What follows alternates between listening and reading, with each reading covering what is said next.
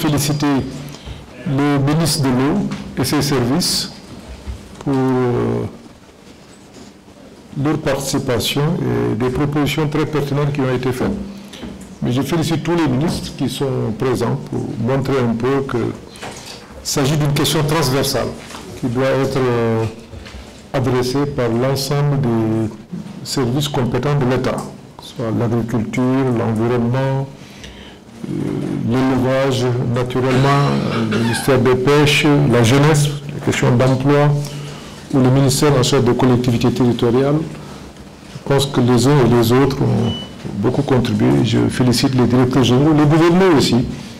qui sont intervenus. Et au terme de nos discussions, nous avons arrêté un certain nombre de recommandations, au nombre de 16, que je m'en vais vous livrer à présent. La première recommandation concerne le ministre de l'Eau qui, en relation avec le ministre secrétaire général du gouvernement, prendra les mesures pour accélérer le processus d'adoption du Code de l'eau qui vise à redynamiser le dispositif juridique et institutionnel de gestion des ressources en eau à travers le Conseil supérieur de l'eau et le Comité technique de l'eau. Deuxième recommandation, le ministre de l'Eau toujours finalisera et veillera à l'application de la stratégie d'amélioration de la qualité de l'eau, à la modernisation et au renforcement du dispositif d'entretien et de suivi qualitatif et quantitatif des eaux de surface, y compris la police de l'eau. Troisième recommandation, le ministre de l'Eau élaborera et mettra en œuvre un projet d'éradication des végétaux aquatiques envahissants en privilégiant la valorisation des plantes telles que le TIFA. Quatrièmement, le ministre de l'Eau, en relation avec le ministre de l'Économie, veillera à accélérer la mise en œuvre du projet de sécurisation de la qualité des eaux du lac de Guiers, financé par l'État du Sénégal avec l'accompagnement du Royaume des Pays-Bas. Cinquième recommandation, le ministre de l'Eau, en collaboration avec le ministre de l'Environnement et le ministre des Mines, mettra en place un programme spécial de dépollution et de protection des eaux de la Falémé. Sixièmement, le ministre de l'Intérieur, en relation avec le ministre de l'Eau, des collectivités territoriales, de l'environnement et de l'urbanisme, prendra les mesures pour appliquer les textes visant à protéger les lacs et cours d'eau contre toute forme d'agression, notamment le décret 73-275 du 19 mars 1973 déclarant le lac de Guiers et ses abords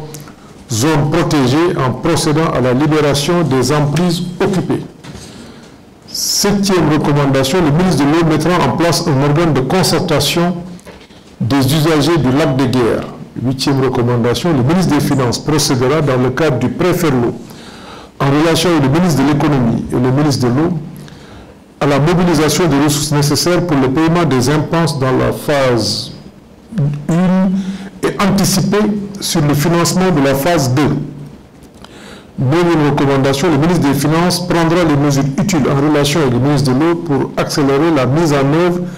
de la phase 1 du projet intégré de sécurité de l'eau et de l'assainissement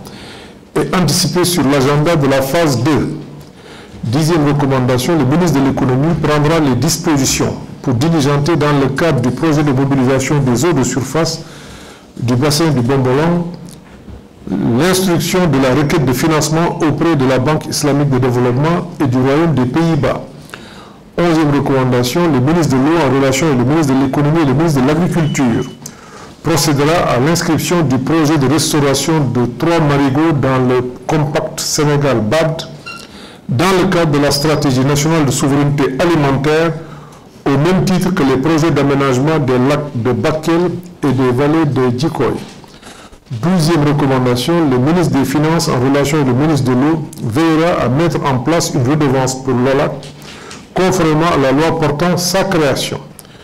13e recommandation, le ministre de l'Eau soumettra à validation le projet de transfert interbassin à l'horizon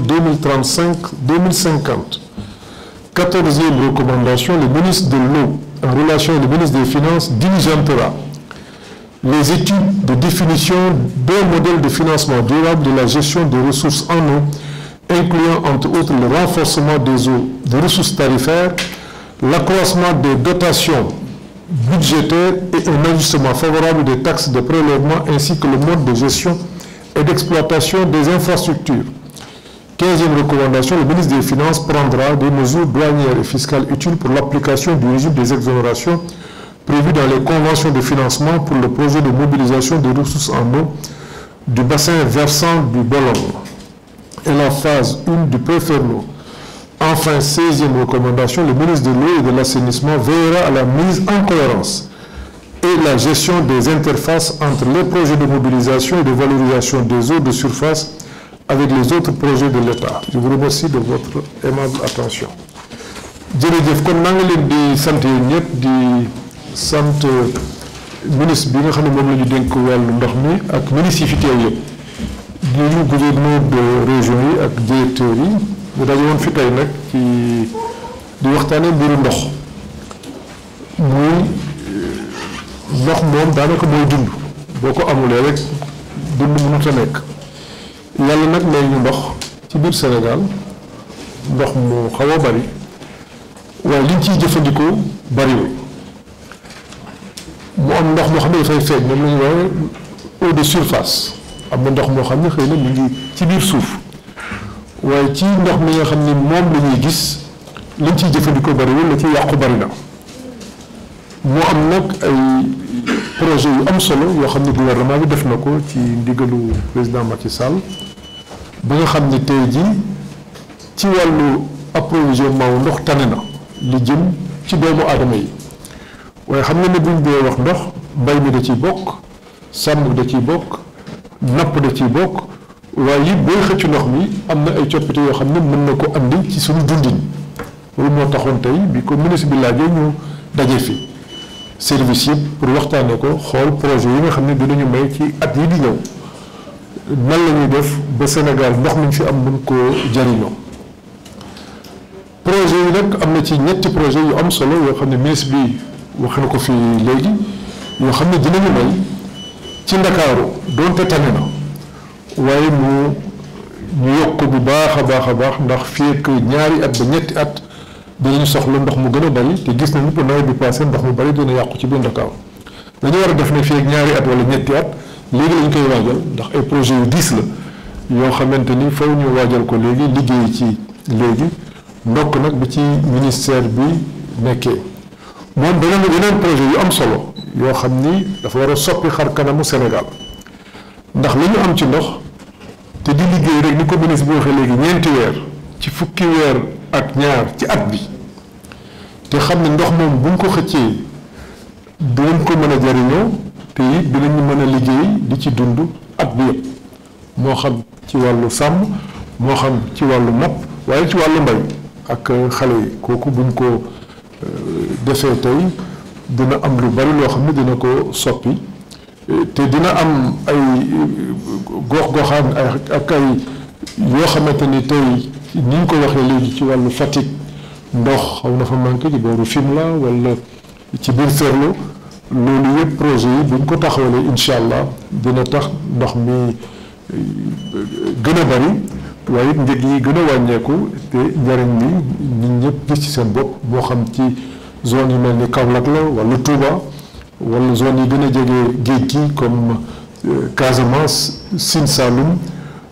ak li ñu ko waxee léegi ci Fatick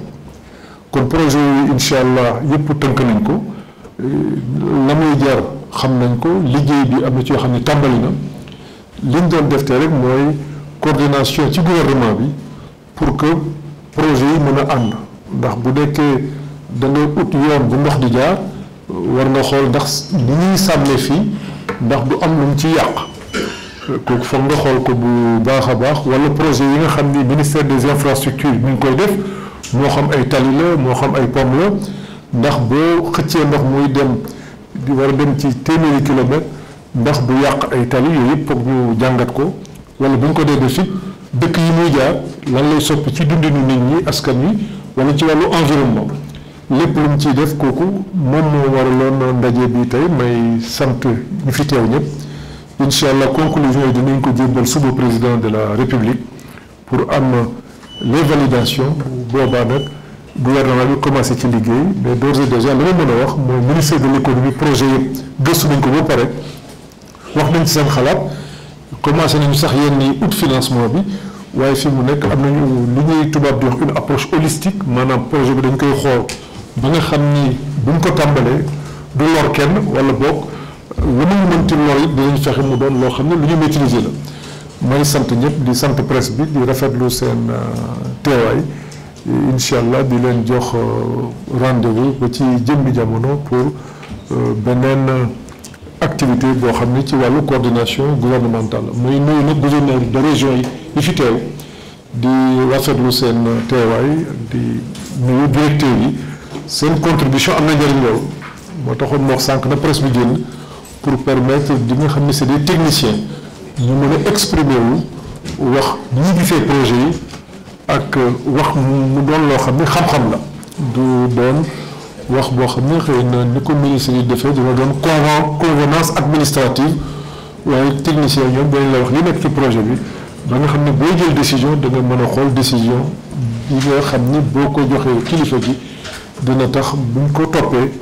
muy ren di déwén di at yi di ñëw dina tax réew mi ci wàllu ndox li nga xam ne bëgg nañ ko ci ñu mën ko am ndax loolu la ñu président sant ma leen di gërëm yéen ñëpp wasalaam jërëjëf.